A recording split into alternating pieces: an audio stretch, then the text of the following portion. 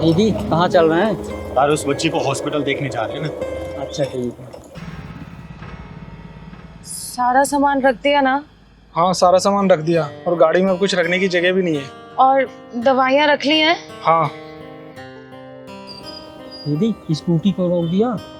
पहलवान वो देख, लगता है ये दोनों अपने माँ बाप को वृद्धाश्रम छोड़ने जा रहे हैं। अरे दीदी कहीं घूमने जा रहे होंगे, कहीं दर्शन करने जा रहे होंगे। बेटा घूमने जाने वाले ना ऐसे रोते नहीं है। वो देख उसकी माँ कैसे रो रही है। अरे राधिका अब रोना धोना छोड़ो, जो भी हमारे साथ होगा देखा जाएगा। मेरा मन नहीं कह रहा है जी, ये जो कुछ भी हो रहा है ये ठीक हो रहा है क्या? अरे सब ठीक हो रहा है, मैं हूं ना, चिंता काहे को करती हो। आज इन दोनों को सबक सिखा के दम दूंगा। जिस पेड़ की छाव में रहकर तुम लोग बड़े हुए हो, उसी पेड़ को काट के सूखने के लिए डालने जा रहे हो तुम लोग। आप गलत समझ रही हैं, ये हम दोनों को छोड़ने के लिए नहीं जा रहे हैं, बल्कि हम दोनों इन दोनों को आश्रम छोड़ने के लिए जा रहे हैं। क्या? हाँ ये हमें छोड़ने नहीं जा रहे, हम इन्हें छोड़ने जा रहे हैं। माफ करना मुझे, गलतफहमी में आके मैंने आपके साथ बदतमीजी की। माफ करना मुझे। मेरा नाम चिंगारी है, चिंगारी किन्नर, और समाज की बिगड़ी सोच को सुधारने का काम करती हूँ मैं। ये मेरा इकलौता बेटा आकाश और ये मेरी बहू आकांक्षा। दरअसल हम दोनों बूटा बूटी इन दोनों की आंखों में खटक रहे थे। हमारी बहू हमें घर से अलग रहने के लिए कह रही थी, और इससे पहले कि ये हमें अपने घर से अलग करें, हमने इन दोनों को घर से अलग करने का फैसला कर लिया। अरे ये घर मेरा, ये गाड़ी मेरी, कमाई सब कुछ मेरा है, और मेरी कमाई पर अगर अपना कोई हक जताए ये मुझे मंजूर नहीं है बिल्कुल। मम्मी पापा हमें माफ कर दीजिए, आप जैसा कहेंगे हम वैसा करने के लिए तैयार हैं। वेरी गुड, तो गाड़ी में बैठो और जाओ। तुम्हारा आश्रम में रहने का पूरा इंतजाम कर दिया गया है और वहाँ के इंचार्ज से मेरी बातचीत हो चुकी है। तुम्हें रहने में कोई भी तकलीफ नहीं होगी। वाह वाह, बिल्कुल सही फैसला आपका। ये औलादे अपने आप को समझती क्या है और माँ बाप को क्या समझती हैं?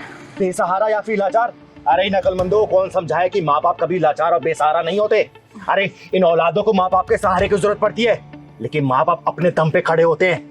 ये औलादे जो होती है ना, माँ बाप के बिना एकदम चल भी नहीं सकती और अपने पैरों पे खड़ी भी नहीं हो सकती। चिंगारी जी, हमारी हिम्मत की दीवारें अभी इतनी जर्जर नहीं हुई कि कोई हमारे जज्बातों की छतों को रौंद कर चला जाए।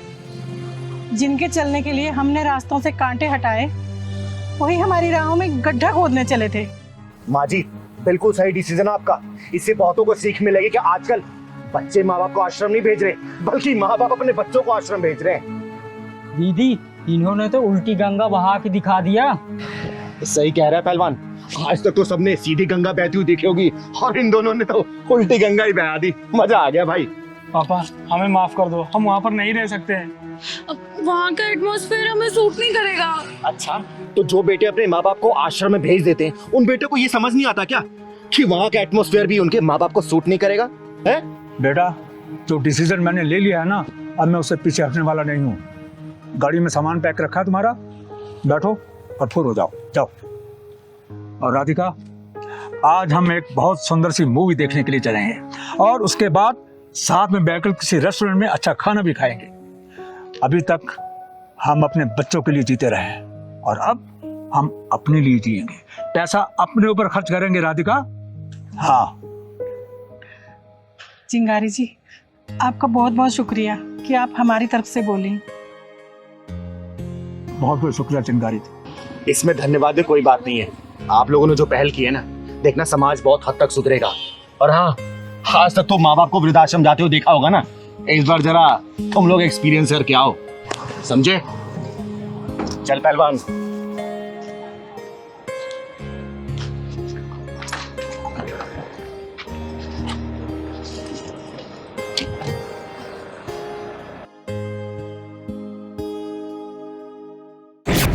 साले, आज तू पकड़ा ही गया। बहुत शिकायतें सुन रही थी मैं तेरी।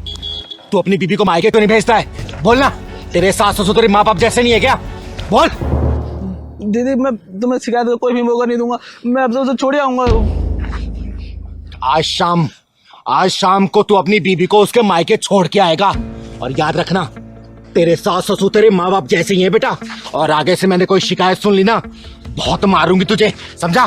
जी समझ गया दीदी, अब आगे कोई भी मौका नहीं दूंगा दीदी। शाम को उसे पहुंचा के मायके। जी दीदी जी, चल निकल। जी दीदी।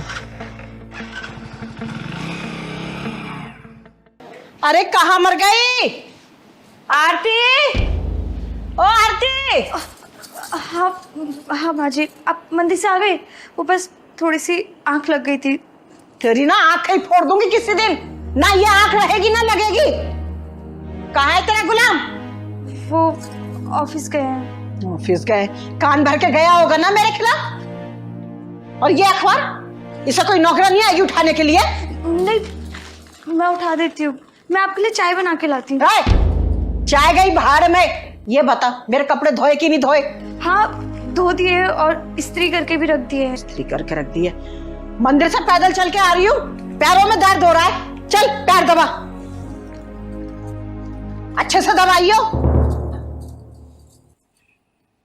और देख, कान खोल के सुन ले, मैं औरों से ना अलग हूं। जब घर से बाहर जाती हूँ ना, तो अपने कान और आंखें घर में छोड़ के जाती हूँ। तो ना मेरे खिलाफ बोलने की ना कोई जरूरत मत करियो। और अपने गुलाम पति के साथ में ना मिलकर अगर तूने कोई षड्यंत्र रचा ना, तो देख लेना, बहुत टेढ़ी औरत हूं मैं। जी माँ जी।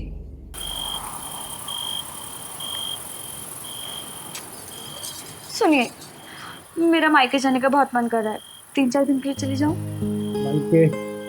अरे कोई बात नहीं, कल चले जाना, बोलो तो मैं छोड़ाऊंगा। वो तो ठीक है, पर माँ जी से डर लगता है। अरे यार, माँ से डरने की क्या बात है, कल चलेंगे। पक्का ना? पक्का। पर जाऊं कैसे? मेरे पास तो जाने लायक ढंग के कपड़े ही नहीं है। कपड़े भी नहीं है? कोई बात नहीं, कल सुबह तुम्हें नए कपड़े दिला दूंगा, बस।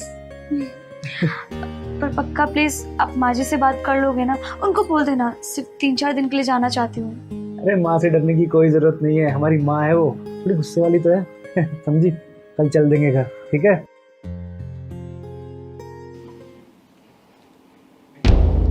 अच्छा, मेरे खिलाफ पंचायत बैठी हुई है, षड्यंत्र रचा जा रहा है, सारी सैलरी चंद्रमुखी पे उड़ाई जा रही है। मैं भी देखती हूँ कैसे ये मायके जाती है। मेरा नाम भी ना शांति है, शांति। और शांति का मतलब अशांति।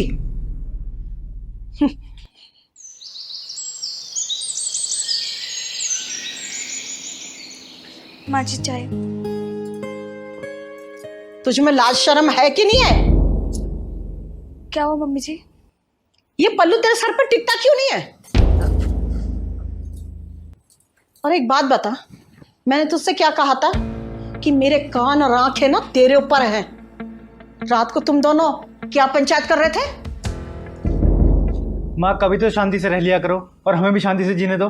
बेटा, भले ही मेरा नाम शांति है, ना शांति से रहती हूँ और ना किसी को शांति से रहने देती हूँ। हाँ तो ठीक है, फैलाओ शांति। माँ, आरती कुछ दिनों के लिए अपने घर जाना चाहती है। जब तुम दोनों ने फैसला कर लिया है तो मुझसे पूछने की क्या जरूरत है? तू जो अपनी उड़न परी को आकाश में उड़ाने की कोशिश कर रहा है ना, एक दिन ना यही घर की इज्जत का झंडा ना आकाश में लहराती फिरेगी। इसके चाल चलन ना ठीक नहीं है। अरे माँ, कभी बोलने से पहले सोच तो लिया करो, किससे बोल रही हो, क्या बोल रही हो। जब देखो टर टर टर टर करती रहती हो। अच्छा, तो अब तू सिखाएगा मुझे कि मुझे कैसे बोलना चाहिए? माँ, एक बात बताओ, आप आरती से इतना चिढ़ती क्यों है? आखिर उसकी गलती क्या है? वो भी तो आपकी बेटी जैसी है ना। इसकी गलती यह है कि उसने तुझे ना अपना गुलाम बना रखा है, उंगलियों के इशारे पे नचाती है वो। जा रही हूँ मैं इस घर से।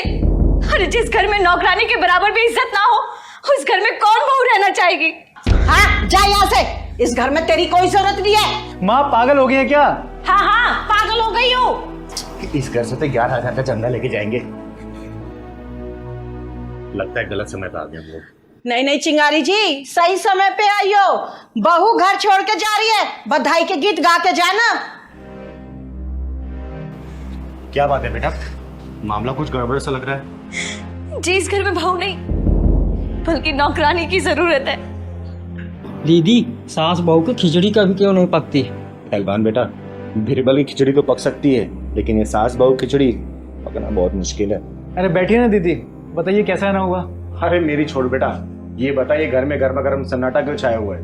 दीदी, मैंने बहुत कोशिश करी इस घर में जगह बनाने के लिए, माँ जी के दिल में अपनी जगह बनाने के लिए, लेकिन ना घर में जगह बना पाई और ना माँ जी के दिल में। बस इसीलिए घर छोड़ के जा रही हूँ। माँ जी एक बात बताइएगा, आप भी कभी बहू बन के इस घर में आई थी ना?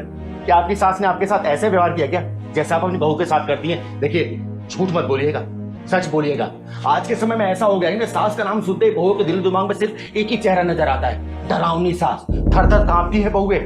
हमेशा एक बात याद रखिएगा, अगर आप किसी की बेटी को बहू बना के अपने घर में लेके आएंगे ना, उसे दिन रात डांटेंगे, फटकारेंगे या फिर उसे नीचा दिखाएंगे, रुलाएंगी, आपकी खुद की अपनी बेटी ससुराल में ना सुखी नहीं रह पाएगी। इस बात को ध्यान रखिएगा। मुझे ना ज्ञान मत दो, मैं बहुत ज्ञानी हूँ। माँ जी किसी की बेटी जब घर में बहू बन के आती है ना तो बहुत सारे अरमान लेके आती है, बहुत सारे सपने सजा के आती है। वो ये सोचती है कि अपने अच्छे आचरण, अच्छे संस्कार से सास ससुर का दिल जीतूंगी, अपने पति की महारानी बन के रहूंगी। लेकिन होता क्या है, ससुराल में पहुंचते सब कुछ उल्टा हो जाता है। बहुओं के सपने टूट जाते हैं, अरमान बिखर जाते हैं। अरे मैंने मान लिया बहुओं से गलतियां हो जाती है, शुरू में क्या होता है कि थोड़ा टाइम लगता है एडजस्ट करने में, लेकिन इसका मतलब ये तो नहीं ना कि बहुओं को इतना मजबूर कर दो कि सामान उठा के अपने मायके जाने के लिए तैयार हो जाए। एक बात याद रखिएगा, बहुएं होती है ना बगीचे कलियां होती है जिन्हें सास ससुर के आशीर्वाद और प्यार की जरूरत पड़ती है। अगर वही सास ससुर आशीर्वाद अपना प्यार देते रहेंगे, यही कलियां खिलती है, पूरे घर को महका जाती हैं। याद रखिएगा, एक बात और याद रखिएगा, जो आपने अपने बहू को दिया ना, वही आचरण, वही संस्कार, वही प्यार, वही दुलार, वही मार, वही गालियां आपको अपनी बेटी के ससुराल में भी मिलने वाला है। कर्मा इसी को बोलते हैं, वापसी इसी जन्म में मिलना है। तो सुधर जाइए, संभल जाइए। वो पहले का जमाना नहीं रहा कि आप सोचेंगे कि नहीं बहुए घूंघट में रहे, बहुए जींस टॉप ना पहने, बहू अपने पति के साथ नहीं। गया जमाना, समय के साथ बदलेंगी तो आपका परिवार चलता रहेगा। समय के साथ बदलाव नहीं करेंगे, आपका परिवार बिखर जाएगा, कोई जोड़ नहीं सकता है। इस बात को याद रखिए, आप समझिए। आप चिंगारी जी, मुझे माफ कर दीजिए। तुमने आके मेरी आंखें खोल दी। और बेटा, तू अपना घर छोड़ के जा रही थी। अरे मैं तेरी माँ हूं, क्या तुझे डांट नहीं सकती? हाँ? देख बेटा, ये माँ है और कहते हैं सास का ओहदा माँ से भी बड़ा ही समझ तू, क्योंकि माँ की डांट फटकार तो हर बेटियां सह लेती हैं, लेकिन सास की सही नहीं जाती। और माँ जी, बड़प्पन उसी में है कि आप सास नहीं माँ बन के रहें और इसे बहू नहीं बेटी बना के रखें, तभी घर परिवार चल सकता है। और थोड़ा सा मॉडर्न ख्यालात तो आप नहीं, आप पुराने जमाने को छोड़िए, ठीक है? ठीक है चिंगारी जी। बहुत बहुत शुक्रिया दीदी, आपने हमारा घर बचाया। अरे बेटा, तू जोरू का गुलाम मत बन, माँ का दुलारा ही बन जा, ठीक है? चलिए मैं चलती हूँ, चलाऊंगी। इसी आईडी से उस लड़की को परेशान करता है तू? बोल, ये सोशल मीडिया की बीमारी तेरी खत्म होगी नहीं होगी? बेटा, ये फेसबुक, इंस्टाग्राम, व्हाट्सएप, ये जब सोशल मीडिया है ना, अगर इसके जाल में कोई फंस जाता है वो निकल नहीं पाता है। घर परिवार सब नष्ट हो जाता है, नष्ट, समझा? आगे से अगर मैंने देख लिया ना, काट के रख दूंगी तुझे, समझा? ले निकल। हमें लोगों को क्या हो गया है, सोशल मीडिया पे नाचना है, नंगी नंगी फोटो डालनी है, और ऐसे लोग कमेंट और लाइक करते हैं।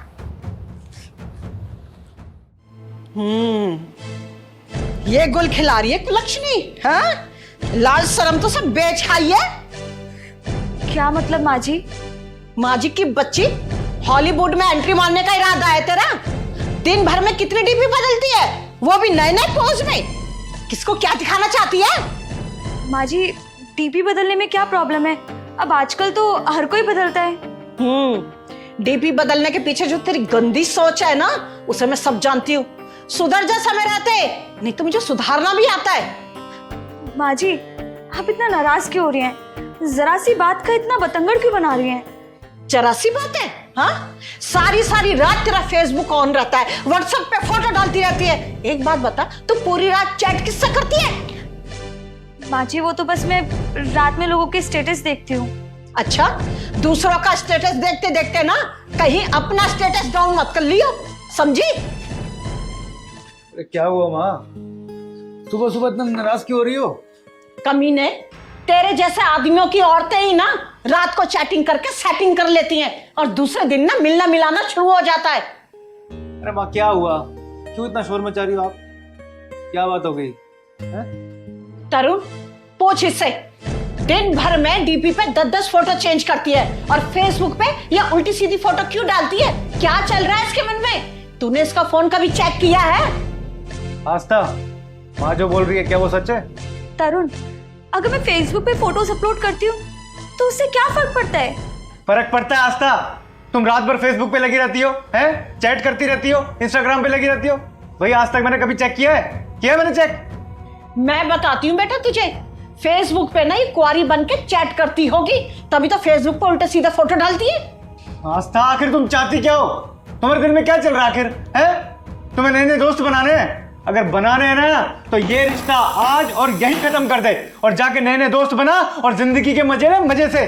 जाओ यहाँ से। तुम्हारे कहने का मतलब क्या है? मतलब साफ है, तू शादी से पहले ही बिगड़ी हुई थी जो अभी तक सुधरी नहीं है, समझी? अरे राम राम राधा आंटी, राधे राधे। अरे चिंगारी जी, आइए आइए, आज कैसे याद आ गई हमारी? अरे बस यहाँ से गुजर रही थी तो सोचा मैं आपसे मिलती चलूं। बैठो बैठो। और सब ठीक है ना? हाँ सब ठीक है। कैसी आस्था बेटा? क्या बात है, तेरा चेहरा क्यों उतरा हुआ है? चिंगारी दीदी, इसे फेसबुक पे ना ऑनलाइन रहने का बहुत शौक है। अरे दिन रात फोटो डालती है ये अपनी, सोशल मीडिया पे रानी बनना चाहती है, रानी। जब देखो चैटिंग चैटिंग चैटिंग। शादी हो गई और भगवान ने चाहा तो 1 साल बाद माँ भी बन जाएगी, लेकिन आदतें अभी शादी से पहले वाली नहीं गई हैं। मैं कुछ समझी नहीं रहा था आंटी। दीदी यहाँ किस लिए आए थे और भूल गए? अरे पहलवान, वो काम अभी उतना जरूरी नहीं है। जरूरी फिलहाल मुझे ये लग रहा है। हाँ, आगे बताइए आंटी। चिंगारी जी, जो औरतें शादीशुदा होकर भी ना फेसबुक पे कुंवारी बन के चैटिंग करती हैं और इंस्टाग्राम पे जो कमर मटकाती रहती है ना, उनकी शादीशुदा जिंदगी ना ज्यादा नहीं चलती है। अगर मैंने सोशल मीडिया पे अपनी कोई फोटो अपलोड कर दी तो इसमें क्या हो गया? इतना बड़ा हंगामा करने की क्या जरूरत है? किसी से मिलने थोड़ी गई मैं। आस्था बेटा, तुम तो बर्बादी के रास्ते पे जा रही हो, क्योंकि जो औरतें शादीशुदा होती है ना, शादीशुदा होने के बावजूद भी इंस्टाग्राम, फेसबुक, व्हाट्सएप, इन पे लगी रहती हैं, फोटो अपलोड करती हैं, वीडियो अपलोड करती हैं, डांस की रील्स डालती हैं, उसके पीछे सिर्फ एक ही मकसद होता है, लाइक और कमेंट का। और लाइक और कमेंट के पीछे जो मकसद छुपा होता है ना, वो होता है फ्रेंडशिप का। और जो शादीशुदा औरतें ये फ्रेंडशिप के चक्कर में पड़ जाती है ना, वो अपनी जिंदगी बर्बाद कर लेती है बेटा। इस बात को याद रखना। चिंगारी जी, ये ना मुझे पढ़ा रही है कि सब लोग ऐसा ही करते हैं। ऐसा करने वालों के घर भी करते हैं। ये जो आजकल की लड़कियां और शादीशुदा औरतें हैं ना, उनको फेसबुक पे फोटो अपलोड करना है, इंस्टाग्राम पे डालना है, व्हाट्सएप पे डालना है, उसके पीछे पता मकसद क्या होता है? मकसद सिर्फ ये होता है बहुत सारे लाइक मिल जाए, कमेंट मिल जाए, शेयर मिल जाए। और ऐसे करने वाले हजारों लोग पड़े हैं, लेकिन उनको ये क्या पता कि उसके पीछे मकसद क्या होता है उन लोगों का? उनका सिर्फ मकसद ये होता है कि लड़कियों से किसी ना किसी तरीके से बातें की जाए, उनसे वीडियो कॉल किया जाए, उनको जिस्म को देखा, उनके साथ जिस्मानी ताल्लुकात रखे जाएं। जो शादीशुदा लड़कियां ना ये तारीफ के पुल पे चढ़ जाती है ना, उनकी शादीशुदा जिंदगी के पुल बहुत जल्दी टूटते हैं। और ये औरतें जितनी जल्दी समझ जाएंगी, उनका घर परिवार बच जाता है, नहीं तो जग जाहिर है सब। दीदी इसीलिए तलाक कराने वाले वकीलों के पास भीड़ लगती है। दीदी मैं तो आगे रात को सो जाता हूँ और ये रात भर फोन में लगी रहती है, कभी इंस्टाग्राम, कभी फेसबुक, कभी व्हाट्सएप। अरे रात भर चैटिंग करती रहती है, पता नहीं क्या करती है। आज मेरे को मम्मी ने बताया मेरे को। आस्था बेटा, पास्ट को अगर प्रेजेंट के रिश्तों के ऊपर रखने की कोशिश करोगी ना, तो ना पास्ट रहेगा और ना ही प्रेजेंट। अब फ्यूचर तो भूल ही जाओ। इंटरनेट ऐसा जाल है ना, अगर कोई इंसान उसमें फंस गया, जिंदगी भर कितनी भी लाख कोशिश कर ले, निकल नहीं पाता है, समझी? दीदी ये फोन लोगों को बहुत आगे तक ले जा रहा है। उतरना कहीं होता है, उतर कहीं जाते हैं। ठीक है मम्मी जी, अगर मेरे सोशल मीडिया चलाने से इतनी ही दिक्कतें हैं ना, तो ना ही मैं फेसबुक चलाऊंगी, ना ही इंस्टाग्राम और ना ही व्हाट्सएप पे कोई स्टेटस अपलोड करूंगी। आज के बाद कुछ नहीं चलाऊंगी। मम्मी जी मुझे माफ कर दो please. Tarun, I am sorry. चिंगारी दी, सॉरी। आस्था बेटा, ये जो सोशल मीडिया के प्लेटफॉर्म है ना, इंस्टाग्राम, व्हाट्सएप, फेसबुक, ये सब चलाने में दिक्कत नहीं है। दिक्कत है लाइक और कमेंट के जाल में फंसने में। और तुझे पता है, इसके चक्कर में ना हर दूसरा घर डिस्टर्ब हो रखा है। ये सब चलाने से कोई मना नहीं कर रहा तुझे, लेकिन हाँ, कोई भी चीज अगर लिमिट में की जाए ना बेटा, रिश्ते संभल के चलते हैं। शादी हो गई तेरी, सब्जी, ध्यान रख इस बात। ठीक है, मैं आप सबके लिए चाय बना के लाती हूँ। ठीक है बेटा, जा।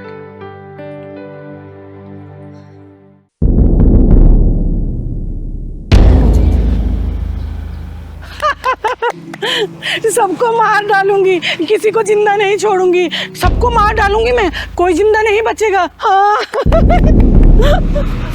सबको मार दूंगी मैं, किसी को भी नहीं छोड़ूंगी। हाँ कोई नहीं बचेगा, कोई भी नहीं बचेगा, कोई नहीं बचेगा।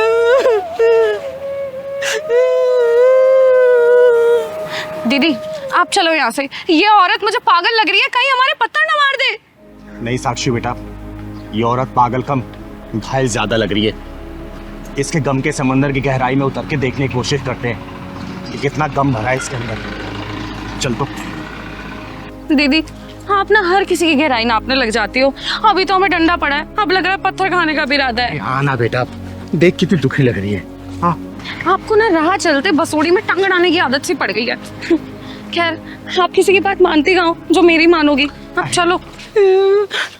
मेरे पास मत आना, मैं कह रही हूँ मेरे पास मत आना। मैं तुम्हारा मैं सर फोड़ दूंगी, मार डालूंगी। जाओ जाओ। अम्मा मैं आपके बच्चे जैसी हूँ ना। खबरदार, मुझे अगर दोबारा माँ बोला तो आंखें नोच लूंगी मैं तेरी। बड़ा है माँ, माँ बोलने वाला। दीदी ये तो बड़ी खूंखार लग रही है, आप चलो यहाँ से, चलो। नहीं साक्षी बेटा, इनको मैं ऐसी हालत में छोड़कर कहीं भी नहीं जा सकते। अम्मा आपको भूख या फिर प्यास लगी है क्या? दूर हट, दूर हट, मुझे कुछ नहीं खाना, कुछ नहीं पीना मुझे। तू है कौन? क्या नाम है तेरा? अम्मा मेरा नाम चिंगारी है, चिंगारी किन्नर। और आपका नाम क्या है? मेरा नाम हाँ याद आ गया। मेरा नाम राधा था और मेरे दो बेटे थे, दो बहुएं भी थी और छोटे पोता पोती भी थे और एक मेरी जवान बेटी भी थी। मार डाला मेरे सारे परिवार को, मेरी आंखों के सामने मार डाला। कोई नहीं बचा, मार डाला सबको। अम्मा आप कहाँ से आई हैं? रहती कहाँ हैं आप? मैं कौन हूँ? मैं कहाँ से आई हूँ? हाँ, याद आ गया। वो पड़ोसी देश है ना, मैं वहाँ की रहने वाली थी। घर के आगे मंदिर बनवाना भारी पड़ गया। मेरे बच्चों को मेरे सामने मार डाला, काट डाला मेरे बच्चों को। मेरी जवान बेटी की इज्जत मेरी आंखों के सामने लूट ली। मैं चीखती रही, चिल्लाती रही, उनको बिल्कुल भी तरस नहीं आया। सब खत्म हो गया, सब बर्बाद हो गया, मेरा कुछ नहीं बचा।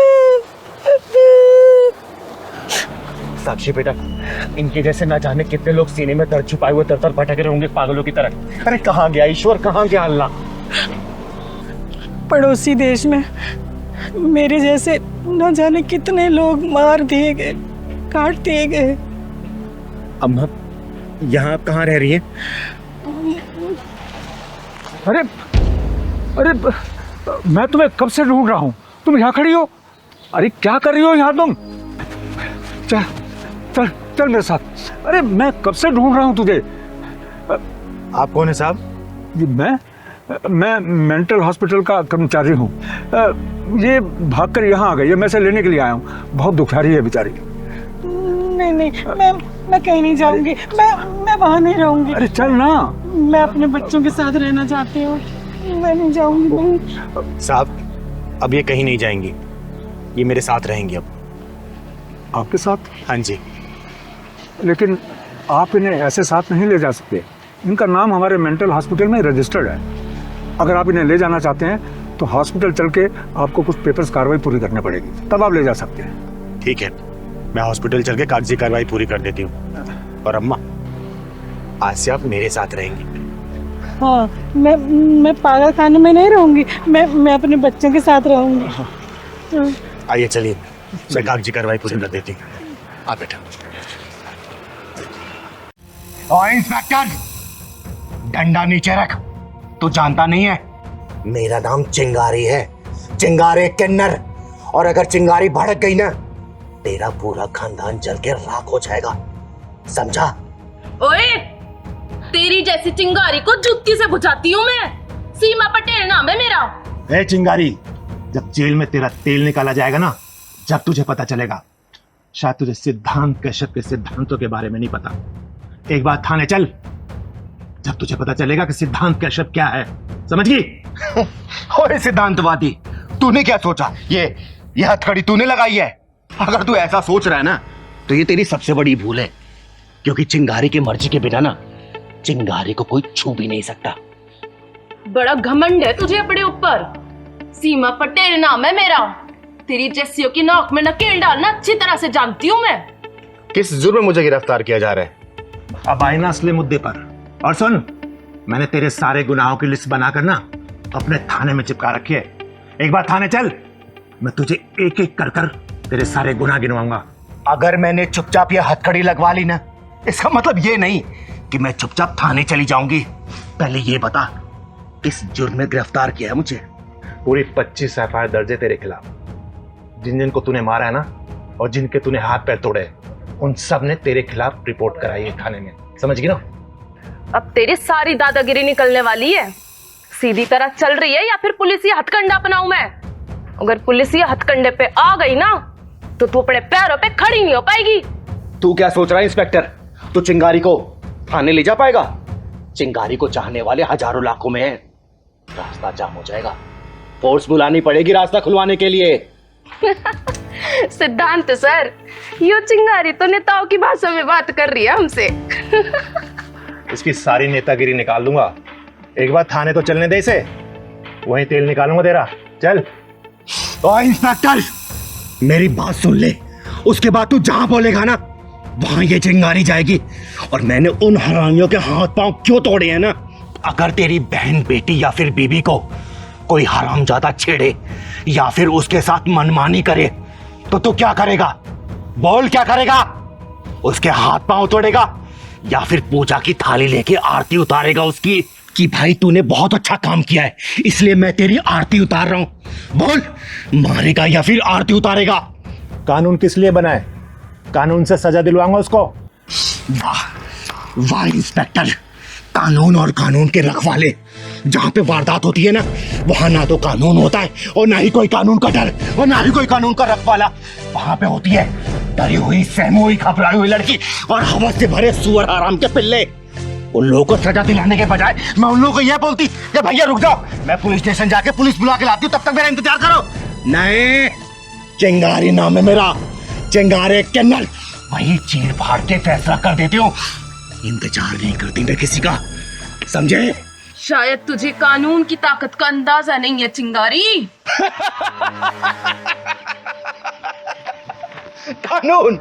कानून की ताकत से अच्छी तरह वाकिफ है ये चिंगारी। कानून एक मकर जाल की तरह है जिसमें सिर्फ छोटे मोटे कीड़े मकोड़े फंसते हैं और बड़े जानवर उस कानूनी मकर जाल को तहस नहस करके निकल जाते हैं। और किस कानून की बात कर रहा है इंस्पेक्टर तू? इंस्पेक्टर, बलात्कार की शिकार लड़की जब मर जाती है ना, तो पोस्टमार्टम में उसका शरीर को चीर फाड़ दिया जाता है और वहीं पर अगर उसको कर्मी को थोड़ी सी भी खरोच आ जाए ना, तो उसे पूरा इलाज दिया जाता है, उसका पूरा ख्याल रखा जाता है और फिर शुरू होता है ये कानूनी नाटक जो कि 10-15 साल लगा ही देता है। और उस बीच में उस शर्मनाक घटना को याद करके लड़की के माँ बाप पल पल रोते हैं, तड़पते हैं। इंस्पेक्टर सिद्धांत कश्यप जिस कानून की बात कर रहा है ना, अगर वो कानून सही तरीके से जांच करवाए तो आधे से ज्यादा बेकसूर जेल में बंद मिलेंगे और कसूरवार बाहर घूम रहे होंगे।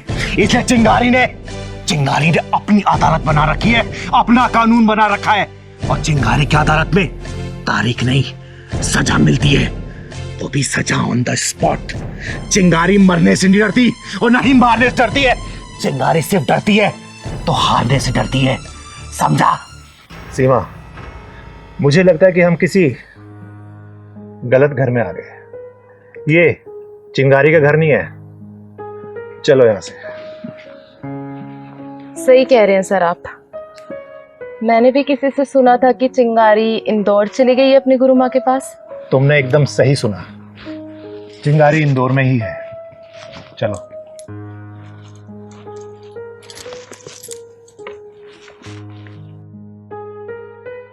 कैसे कर्मराज भैया? बस चिंगारी दीदी आशीर्वाद है आपका, दाल रोटी चल रही है बढ़िया से। घर में सब ठीक है ना? हाँ भगवान की कृपा से सब ठीक है। आप बताइए क्या लेंगी? आप तो देखने की भी जरूरत नहीं है, सारी सब्जियां ताजी हैं, आंख बंद करके उठा लीजिए आप। ओए, आलू क्या भाव दिए? अरे बेटा कैसी बातें कर रही हो? आलू 30 रुपया किलो। 30 रुपए किलो? अबे तू आलू बेच रहा है कि सोना बेच रहा है? बेटा हर जगह यही रेट चल रहा है, क्यों परेशान हो रही है? मम्मी तुम ना मुंह बंद करो। बेटा आलू हर जगह 30 रुपए किलो ही है। अच्छा तुमसे पूछा मैंने?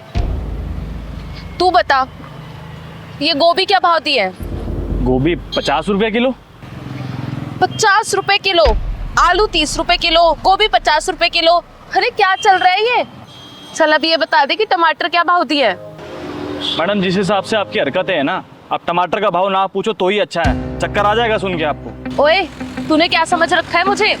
तेरे साथ ना तेरे पूरे खानदान को भी खरीद सकती हूँ मैं। अभी तक तेरे पापा ने मकान का किराया तक नहीं दिया। मम्मी और तुम शांत नहीं रह सकती हो कि थोड़ी देर? बहन जी 30 रुपए किलो तो आलू आपसे खरीदे नहीं जा रहे। आई बड़ी मेरा खानदान खरीदने वाली। तू ना अपनी औकात में रहकर बात कर मुझसे। अबे 1000-1500 से ज्यादा की तेरी औकात नहीं है। जितना पैसा तू कमाता है ना रोज, उतने का मैं पिज्जा बर्गर खा जाती हूँ। बेटा क्यों झूठ बोल रही है? 1000-1500 का पिज्जा खाने वाली 30 रुपए के आलू के लिए मोलभाव कर रही है। एक बात बताओ, तुमसे किसने कहा है हमारे बीच में पड़ने के लिए? अपना सब्जी लौट जाओ यहाँ से। एक बात बता, 20 में आलू बिक रहे हैं और 25 में गोभी, तो लूटी तो मचा रखी है तूने। अरे बहन जी लेना है तो लीजिए, नहीं तो जाइए यहाँ से। क्यों मेरा और अपना टाइम खराब कर रही हैं आप? दीदी आप बताइए। चल सही सही रेट लगा ले, आधा किलो आलू दे दे और आधा किलो टमाटर कर दे। चल बेटा बहस क्यों कर रही है, जल्दी ले लेना। बहन जी देखिए रेट तो कम नहीं होगा, आपको लेना है तो लो, नहीं तो जाओ यहाँ से। बेच सब्जी रहा है और अकड़ सुनारों वाली दिखा रहा है। चल अब एक काम कर, मेरे पास भी इतना टाइम नहीं है, आधा आधा किलो ना सारी सब्जियों में से कर दे फटाफट। चल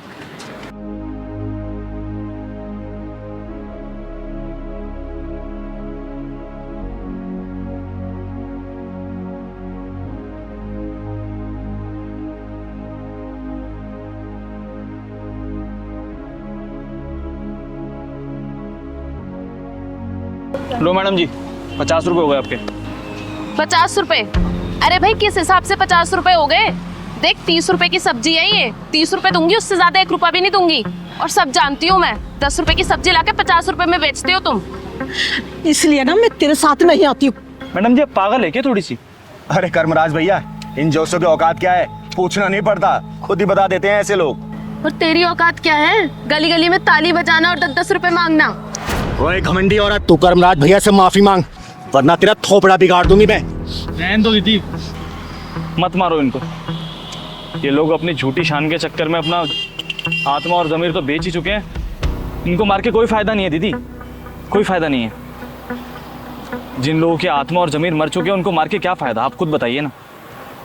मैडम आप ले लो, आपको जो चाहिए आप सब ले लो। आप ये सब्जी ऐसी फ्री में ले जाओ बहन जी, कोई बात नहीं। माफी? और वो भी इससे? माफी मांगे मेरी जूती। ये ले पकड़ अपने पैसे, चलो मम्मी। कर्मराज भैया आप मेरी सब्जी पैक करके रखो, आती हूँ मैं जरा। अरे दीदी अपनी हरकतें छोड़ दे, नहीं तो एक दिन पछताएगी। भाग कहाँ रही है? माफी तू क्या, तेरी पुरखे मांगी और तेरी हिम्मत कैसे हुई एक गरीब सब्जी वाले की बेइज्जती करने की? बोल। दीदी इसे माफ कर दीजिए, नादान है। नहीं माँ जी, ऐसे लोग समझाने से नहीं समझते। ये झूठी नस्ल की जो औलादें होती है ना, ये बहुत ही खतरनाक होती है। तू बता कर्मनाथ भैया से माफी मांगेगी या नहीं मांगेगी? बोल। बोल ना, मांगूंगी। हाँ मैं मांग लूंगी उनसे माफी। फोन निकाल अपना, निकाल फोन, लॉक खोल।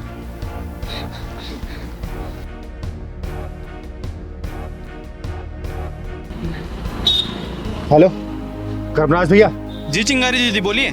ये बात करो इस 56 चोरी से, बात कर, माफी मांग। हाँ भैया मैं माफी मांगती हूँ आपसे। मैंने जो भी बदतमीजी की आपके साथ, मैं आइंदा कभी नहीं करूंगी। आप मुझे माफ कर दीजिए। आपको आपकी गलती का एहसास हो गया, मेरे लिए इतना काफी है। लेकिन आगे से किसी गरीब के साथ ऐसा मत कीजिएगा। हाँ भैया मैं किसी के साथ आइंदा से ऐसा नहीं करूंगी। ठीक है दीदी। ठीक है। आगे से किसी के साथ ऐसी हरकत करेगी ना, जान से मार दूंगा तुझे, समझी? और बहन जी, अपनी बेटी को समझा देना, अच्छा नहीं होगा इसके लिए। वैष्णवी बेटा, वैष्णवी, क्या हुआ बेटा? तू इतनी परेशान क्यों लग रही है? छोड़ दो मुझे दीदी, मुझे जाने दो। वैष्णवी बता क्या हुआ है? क्यों रो रही है? चुप, क्या हुआ मुझे बता। दीदी मैं अपनी जिंदगी से परेशान हो गई हूँ, तंग आ गई हूँ मैं अपनी जिंदगी से। बस अपनी जिंदगी को खत्म करने जा रही हूँ। खत्म करने जा रही है? क्यों बेटा, क्या हुआ? तेरी शादी तो तेरे माँ बाप ने अच्छे घर में की थी ना?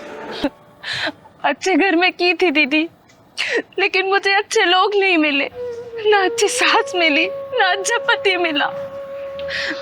बेटा मुझे खुल के बता, बात क्या है, बता मुझे। दीदी मैं किस्मत को दोष दूं या भगवान को दोष दूं?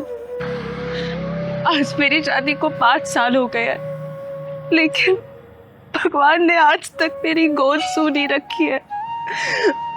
आज तक मुझे कोई बच्चा नसीब नहीं हुआ दीदी, कोई बच्चा नसीब नहीं हुआ। और इसी का ताना मैं अपने पति से सुनती हूँ, अपनी सास से सुनती हूँ, कभी बांझ कहलाती हूँ तो।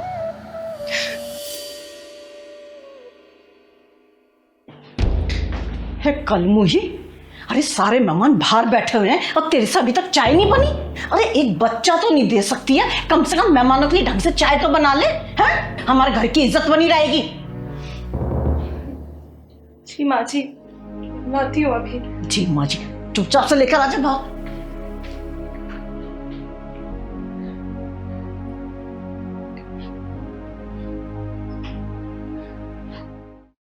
अरे कलमुही कहाँ मर गई? भूखा मारेगी आज हमें। ये लीजिए माँ जी, खाइए, ये लीजिए।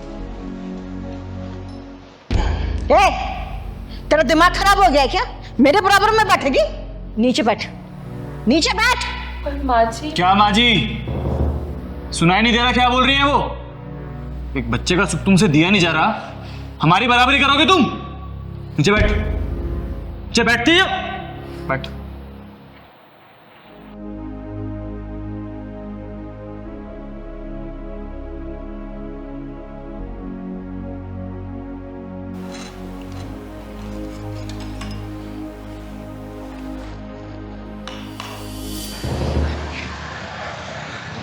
बेटा तू मेरे साथ चल, आज तेरे पति और तेरी सास के पिछवाड़े में ऐसा ढक्कन लगाऊंगी ना कि जिंदगी भर वो ताना देना भूल जाएंगे।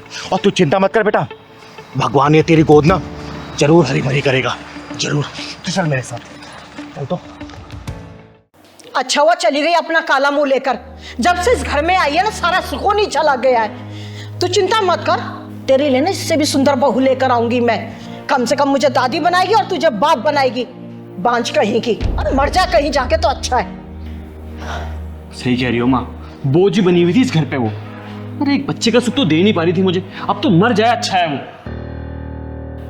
तो फिर आ गई अपना काला मुंह लेकर, मरी नहीं कहीं जाकर। और ये किसको अपना हिमायती बना के लाई है? चिंगारी, चिंगारी नाम है मेरा, और तेरे जैसे बेअकल औरतों पे अकल ठिकाना लगाने का काम करती हूँ मैं। डायन कहीं की, अरे डायन भी 10 घर छोड़ के बाहर करती है, और तू अपने घर को नाश करने चली है। ओए, तमीज से बात कर। तू जानती नहीं है, एक फोन करूंगा ना जेल की सलाखों के पीछे दिखाई देगी अभी। अबे तो पुलिस बुला ले या फोर्स बुला ले, चिंगारी का कोई बाल भी बाका नहीं कर सकता, समझा? अरे हमने किया क्या है और हमारे घर में कैसे घुसी चली आई? किया क्या है? अरे अब भी कुछ बच गया है क्या करने के लिए? ये बताइए कि आप लोगों ने क्या नहीं किया है। माँ जी, आपको मैंने कितना प्यार किया था, कितना सम्मान दिया, कोई कसर नहीं छोड़ी आपकी सेवा में, और आपने क्या किया मेरे साथ? मुझे 5 का नाम दे दिया। और आपकी तो कितनी सेवा करती थी ना मैं रात दिन, आपको पति नहीं भगवान माना था मैंने, और आपने मुझे अकेले मरते हुए छोड़ दिया। एक बार भी नहीं सोचा कि मेरा क्या होगा। और एक बात बताइए, डॉक्टर को जब हमने चेकअप करवाया था तो डॉक्टर ने क्या बोला था कि कमी सिर्फ मुझ में नहीं है, कमी हम दोनों में है। तो फिर 5 का नाम मुझे ही क्यों मिले? सब कुछ मुझे ही क्यों तो बुढ़िया, भगवान ने तेरी झोली में इस औलाद का सुख दिया है ना, तो इसलिए नहीं दिया कि किसी औरत को तू बांझ बोले। अगर भगवान इस औलाद नहीं दे रहा तो याद रखना, भगवान के घर में देर है लेकिन अंधेर नहीं है।